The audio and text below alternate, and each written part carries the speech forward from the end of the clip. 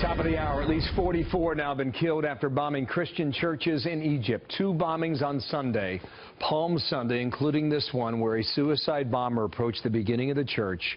He was stopped by a security guard and then detonated his bomb.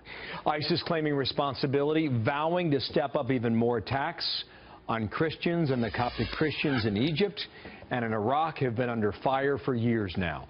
Chief Religion Correspondent Lauren Green, author of the book Lighthouse Faith, has more on this today. Lauren, what are you learning? Hey, good morning, Bill. You know, the Coptics are the oldest church in Christendom. ISIS striking here at the start of Holy Week targets the very foundation of Christianity. And ISIS had warned of an attack like this in a video released in February, calling Christians, quote, its favorite prey. Funerals have begun as relatives of victims in the bombings buried their dead. 44 killed and scores injured in the blast. 27 killed at St. George's Church in the Nile Delta city of Tanta. And hours later, 17 killed at St. Mark's Cathedral in Alexandria. That is the seat of the Coptic Church in Egypt. A warning now, we're about to show some graphic video. It shows the choir singing at the church in Tanta on Palm Sunday. It's the day that marks Jesus' triumphant entry into Jerusalem. And then a blast and screaming. Although Christians are only 15% of the population in Egypt, they make up 80% now in the Middle East. It's the largest bloc of any country, and that is why extremists have increased their attacks on the Coptics.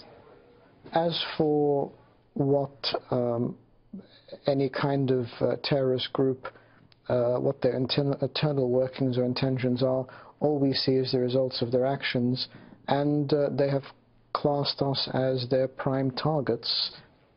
In reaction to the explosions, Egypt's President Abdel Fattah al-Sisi declared a 3-month state of emergency. And this morning on Fox and Friends, Texas Representative Louis Gohmert said the U.S. is in a better position under Trump to help. We need to continue to help the good guys that are such a stabilizing factor, not just for the United States, but for Israel, for the region. But we have got to help them. Helping Egypt is just doing wonders toward giving ISIS and the radical Islamists like the Muslim Brotherhood a place to really grab hold. Now, the bombings come just weeks before Pope Francis is scheduled to visit Egypt in support of the minority Christian population. Well, more to come on this. Lauren Green, thank you very much. Working that story in our newsroom here in New York. Thank you, Lauren.